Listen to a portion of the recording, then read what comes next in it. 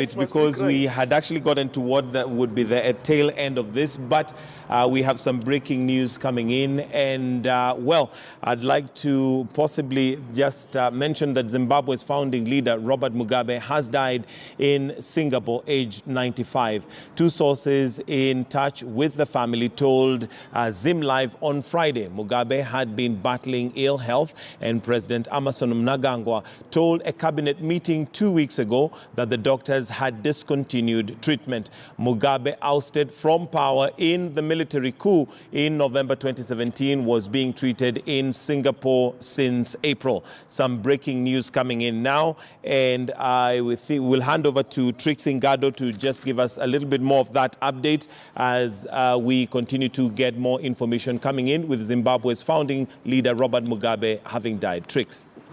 Thank you, Mike. Like you've said, former president to Zimbabwe has passed on after a bout of ill health. He was the founding leader and he died in Singapore, aged 95. The two scores in touch with his family told Zim Live on Friday. Mugabe had been battling ill health, and President Emmerson Mnangagwa told the cabinet meeting 2 weeks ago that doctors had discontinued treatment. Now, Mugabe was ousted from power in a military coup in November 2017 and was being treated in Singapore since April. Now, it's important to note that he started off his career in politics as the liberator of that country from colonial powers, but his political journey degenerated into him being a rather controversial political figure in Southern Africa, and he has been described as notorious for his sentiments on how the Southern African country interrelated with, other Western powers. Now, an outpouring of condolences has come out, and there have been mixed reactions, and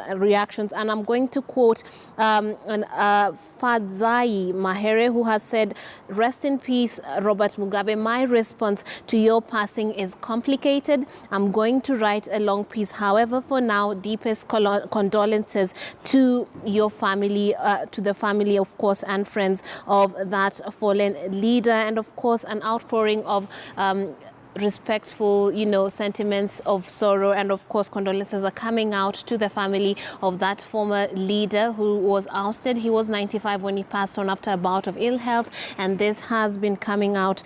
The bits and pieces of his health have been coming out, and obviously it seemed like it was generating, and to the point that they discontinued treatment, obviously for reasons that the medical professionals looking after him thought were necessary. So we're going to keep you updated on the outpouring of condolences and the surrounding of how this death of this important leader is going to be taken in. And obviously this is going to be big news. I will be keeping you updated as sentiments come in. Condolences and messages from around the world obviously will be coming in. So keep it here. We'll be keeping you updated on this one.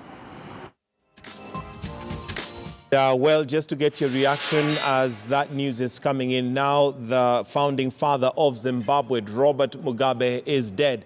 He died in a Singapore hospital, aged 95. He has been ailing for a while, but that is information that is just coming in. So maybe just as we wrap up, to get your messages of condolences or whatever it is that you have to say. Mark, you're looking at me like... No, it's because if you remember my views on burial, you will know I'm not one to pontificate the dead. Because if you asked me about Robert Mugabe a month ago, I would have still said the same. If Robert Mugabe had died in 1994, I would be busy saying, rest in peace, great African leader.